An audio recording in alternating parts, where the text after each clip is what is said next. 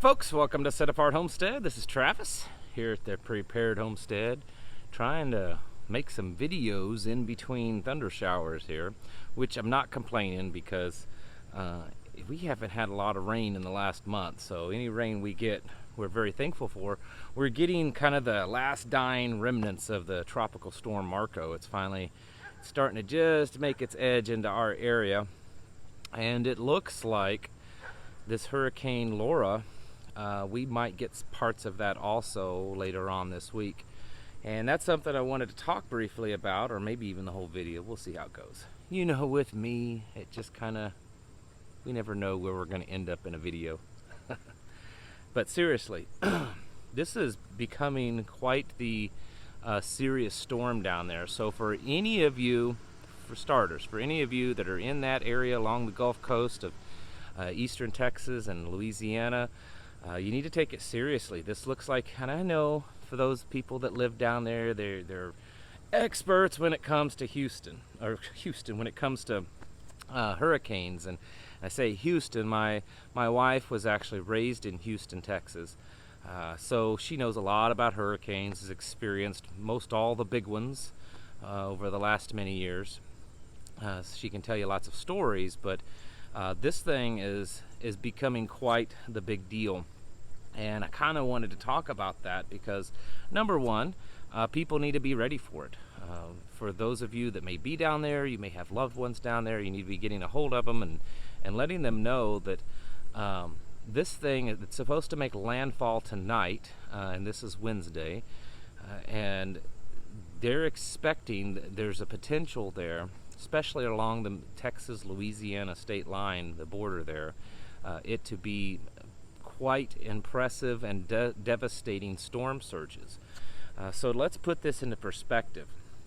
The hurricane of 1900 that struck Galveston, Texas, is considered still the most deadliest and largest of all hurricanes that's hit the United States in recorded history. The storm surges that pretty much devastated Galveston Island was anywhere between 12 and peaked out at around 15-foot storm surges. Going back and looking at like Hurricane Rita, I think Harvey and a few others that's hit the Houston area, storm surges there were hitting around 10 foot, most of them, right around that area, between 9 and 11 foot. This thing has a potential storm surge on the low end of around 9 foot, and on the high end, depending on where it's at, they're predicting anywhere between 15 and 20 foot storm surges. This could be the largest storm surge ever seen on U.S. soil by a storm. So we're talking quite devastating. The Galveston and Houston area at first seemed to be getting maybe the most of it, but now it's kind of shifted a little bit, and the last I checked, and of course it keeps changing, it looks to be the Texas-Louisiana border there is probably going to get the brunt of it, with anywhere between 15 and 20 foot storm surges at around Category 4, which is where it's standing right now. Now there's a lot of things that's actually happening here that I tend to think, this is my opinion, because of all the craziness that's going on, and we're going to talk a little bit about, I think I am going to bring up Wisconsin and the deadly riots and stuff that happened last night. But because of that, politics, COVID, stuff like this is getting kind of forgotten and lost in the news cycle. This is something that we preppers also should be prepping for, these kinds of natural disasters. It's wherever you're at, you know, you should prep accordingly for the things that happen. You know, here, tornadoes happen here. We, of course, don't have hurricanes. We're not on the coast, but tornadoes and ice storms are probably the two biggest of natural weather occurrences that happen. And so we prepare for that. And I'm not going to go into detail of the specifics of preparing, but obviously you should. But let's just talk about the potential disaster that's looming here. And this just backs up the thing that I have been talking about a lot over the past year, is how fragile certain infrastructures and aspects of the American system is. We've talked about the food system and the electrical grid. Well, a large portion of America's oil industry, oil refining industry, and chemical production is in Houston, Texas. It's in that bay, and just south of Houston, there's several cities in that bay area, and it's flooded with that. And if you go back to Hurricane Harvey, I believe it was a few years ago, if you remember how devastating it was, and there was a lot of danger and a lot of worry there that it was going to really cripple that system of oil refining and chemical production. I remember stories of them worrying that certain levees and dams could break during that hurricane because it was producing so much of a storm surge, and it did. It shut down a lot of that area for a while. And while that's not the only area that we conduct that type of business and industry, that is really, I think, kind of the focal point in America when it comes to oil refining and chemical productions, is that just whole area. It's just flooded with that, and no pun intended. But now we've got another storm coming in that's potentially much larger than anything, at least in modern history, and possibly anything in recorded history that is hitting that. And I'm not sure of the details of why this storm is producing so much, because there's been Category 5 that's hit that area. This is only a Category 4, but it's pushing a lot of water ahead of it. And it could be because Marco just went through the area and the disturbance of that. I'm not really sure, but here we are, 2020, right, folks? All the craziness that's going on, and now we've got this, what they're calling an unsurvivable hurricane, hitting an area that is very, very critical to the United States infrastructure when it comes to, fuel and the production of and distribution of fuel here in the United States, and chemicals. So, batten down the hatches, folks. Even if you're far, far from the Houston and Gulf Coast area and Texas, Louisiana border, this one could definitely affect us. We could be seeing oil prices, jump back up. We've been fortunate the last few months that the price of oil has been really low, and we won't go into the reasons for that. But this could certainly cause a spike. If you want to go out today and stock up, if you're the kind of prepper that keeps several cans of fuel sitting around, maybe it's time to top off your gas tanks. I don't know, because it may be a while before the high prices trickle to your area. It could be instant. It may be a while, and we're still not sure, of course, how bad this storm's going to be, because it hasn't hit yet. But all the forecasts look pretty bad for that area. So once again, we are reminded of how fragile we are as a nation. And we talk about, and we are, it was actually just today talking to our oldest daughter about how, while America has many faults and is certainly far from where I had hoped that she could be when it comes to being the freest and the best and blah, blah, blah, we definitely have the most potential of any nation of being the best and the freest and the most prosperous. That one thing is for sure. And but yet we forget, and I think we overlook, that there are certain parts of our system that's quite weak. Our electrical grid is quite weak. It wouldn't take much to take it out.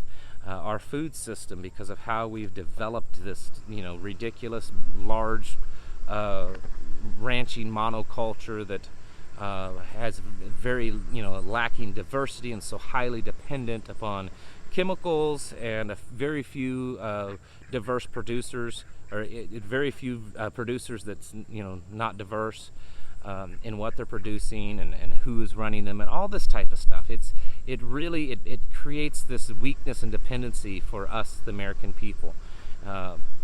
And here we are, basically all our eggs are in one basket when it comes to refining oil and stuff. And I know that's an exaggeration, but there's certainly some truth there. So Anyways, let's remember the people down in that area, some prayers, because they're saying, you know, on the low end of 9-foot storm surges, and they, depending on the area and along that coastline, up to 20 feet.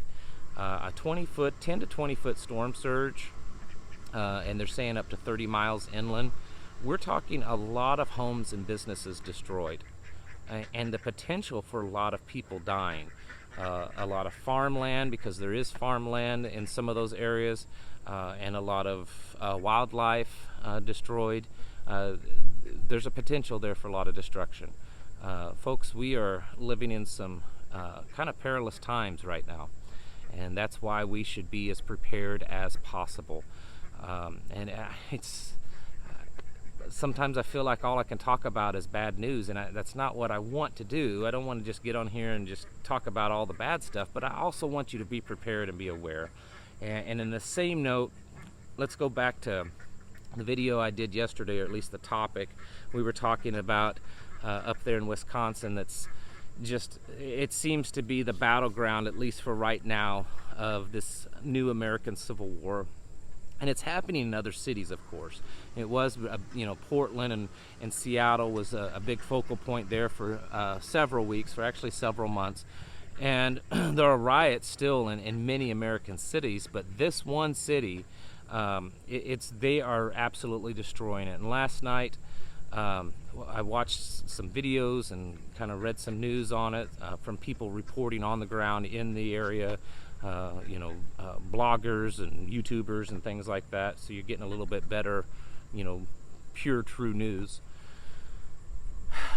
From what I can tell, it looks like the police were pretty much overwhelmed. The governor, the mayor refused help from the state and refused federal help. And those local police officers were absolutely overwhelmed, including the National Guard. And apparently at times they just basically retreated and pulled out and allowed the rioters to just have their way. There were civilians, armed civilians there, protecting businesses and homes, and trying to at least somehow slow down what's happening there. And in the end, a few people were shot, some of the rioters, and a couple of them as of yet have died. Now, why I'm bringing that up is, and I've watched the videos of the people that were shot, the 2 people that were shot and killed. They actually did have videos of it. And from everything I've seen on the videos, they are completely justified shootings. One, this guy was protecting a car lot, and the rioters came in and they were throwing Molotov cocktails at him, and the guy had a gun.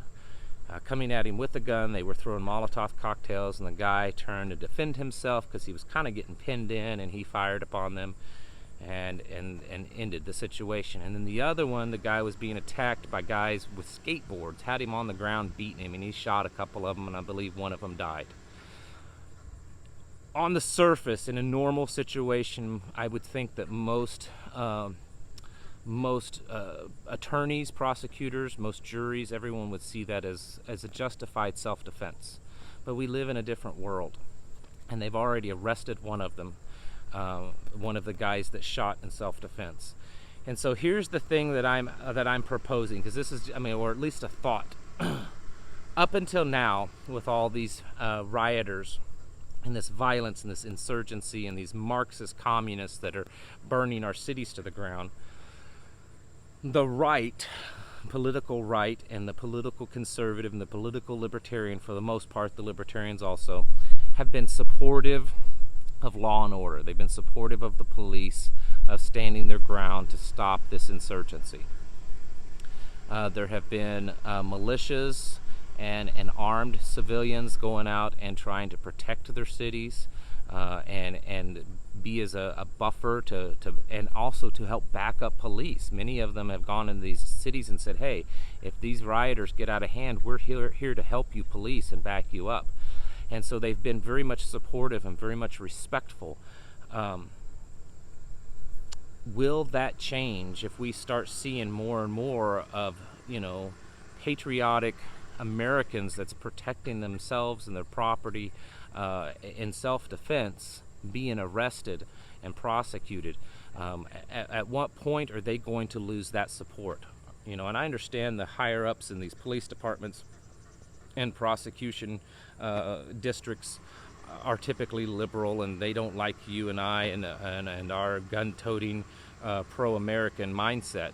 But in the end, how much support can the police continually expect and continually have if they are taking part in a system that is turning around? They're allowing these Marxist, insurgent anarchists to destroy communities, and yes, they're making arrests and they're trying to stop it, but in the end, it's really, they're just kind of letting it go. I mean, there's many times they're falling back and just letting them kind of have the night to destroy and loot, and they're allowing that to happen because they can't, you know, and it's a legitimate argument, they can't stop it without engaging in lethal force, which is something they don't want to do. So their only option is to just fall back. But yet the law-abiding citizens that are out there defending themselves and their property, that they know that if they go to them, they're pretty much going to back down because they're law-abiding. They're picking them out and they're throwing them in jail. And they're walking a real fine line right now, I think. I am supportive of law enforcement. I'm ex-law enforcement myself, supportive of our military. I feel it's a shame that too many times our military and law enforcement end up being pawns for the people that actually run things. And it's nothing against the individuals in uniform. It's just the truth of how it is. But law enforcement, as a former brother, I'm telling you, you guys got to wake up. And you can't be letting the bad guys running around doing the things they're doing and then arresting and throwing the good guys in jail that's actually following the laws and defending this country and defending the nature and the spirit of America. You cannot keep doing that and thinking that at some point, you know, or that the future holds a lot of support still in those areas. At some point, if you continue to partake in that Marxist system, that globalist system of arresting the good guys, at some point you're going to start losing their support. And when that day happens, I think that's when the real civil war is going to start kicking up here in the United States. So this is just my little, you know, as a former law enforcement man myself, you guys in law enforcement, you're walking a fine line. I understand you got a job and you got families to feed, but if you keep following those kinds of orders, it's not going to matter anymore anyways. All right, folks, again, remember those down south on the Gulf Coast in your prayers, because I think they're going to be in for one rough night. And I don't say that lightly at all. It could be pretty devastating, and we might see an already slowed down industry and economy and shipping and supply lines slowed even more just because of this one hurricane, especially because where it's at. Houston's also a major port for imports and exports. So keep that all in mind, folks. This is why we prepare. All right, thank you all for watching, and I'll catch you in the next video.